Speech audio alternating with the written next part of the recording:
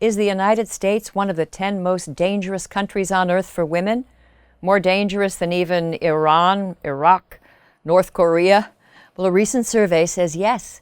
Many news outlets are reporting the finding uncritically. What's going on? Let's check a few facts.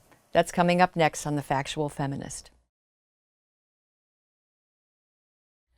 The Thomson Reuters Foundation, the philanthropic arm of the Reuters news service, released a new survey on June 25th. It was based on responses from 548 experts on women's issues who were asked to list the world's most dangerous countries for women. Dangerous in terms of lack of access to health care, vulnerability to human trafficking, discrimination, sexual violence, backward customs.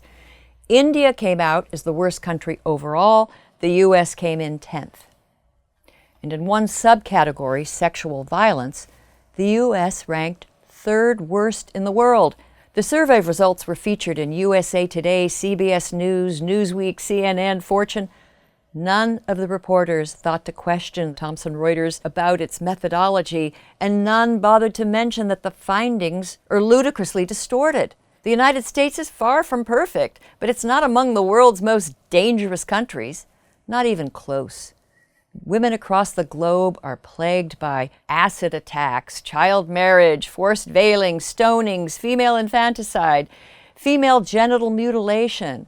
Such practices are rare to non-existent in the United States. Last year, NPR created a map based on data from the World Policy Analysis Center, showing which countries still allow rapists to escape punishment by marrying their victims. The U.S. was not one of them.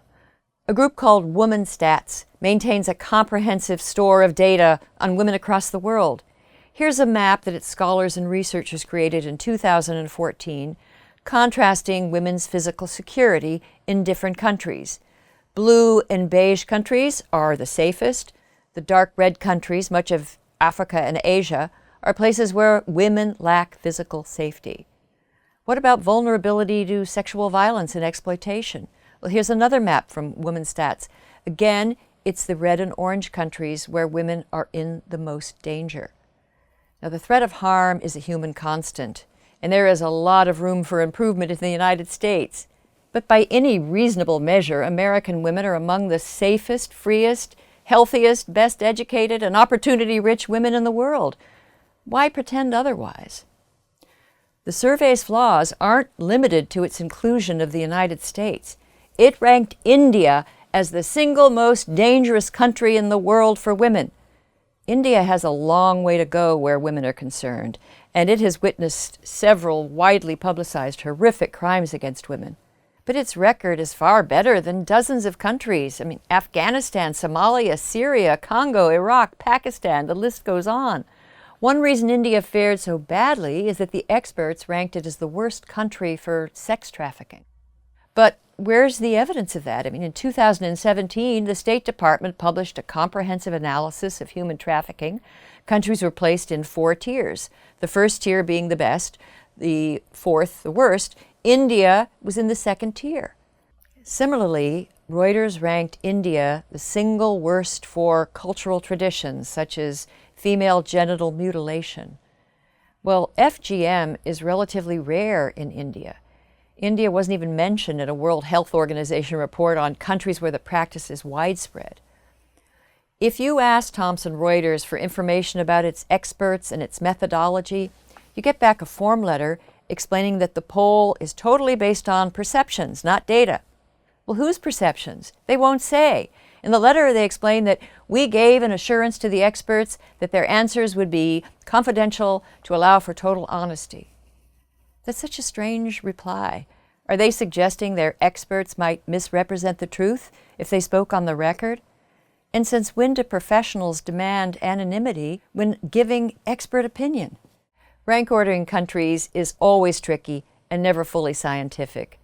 But the Woman Stats, the State Department, the World Health Organization reports, those are based on publicly available data. Their methods are transparent and open to review and criticism. The same cannot be said of the Thomson Reuters poll. Yet the foundation rolled out the survey as if it were serious social science. And they say that the poll was developed in collaboration with a global team of data scientists. It speaks of representative samples, response rates, weighted scores, and most American reporters were taken in.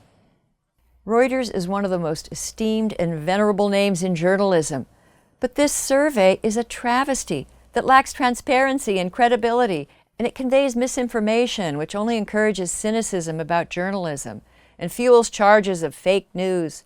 As for women's safety in the U.S. and India and elsewhere, that's a serious issue, not a parlor game. Improvements will require reliable research, solid data, careful evaluation of underlying causes. Understandably, many in India have pushed back against these findings. One prominent journalist called it statistical rubbish. Monique Villa, the CEO of the Thomson Reuters Foundation, appeared on Indian television to defend the value of her perception poll.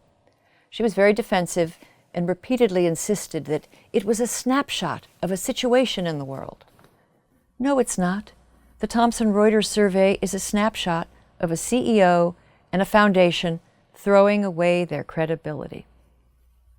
Well, if you found this video valuable, please show your support by subscribing to the series, and I invite you to listen to my new weekly podcast with Danielle Crittenden, the Femsplainers, and thank you for watching The Factual Feminist.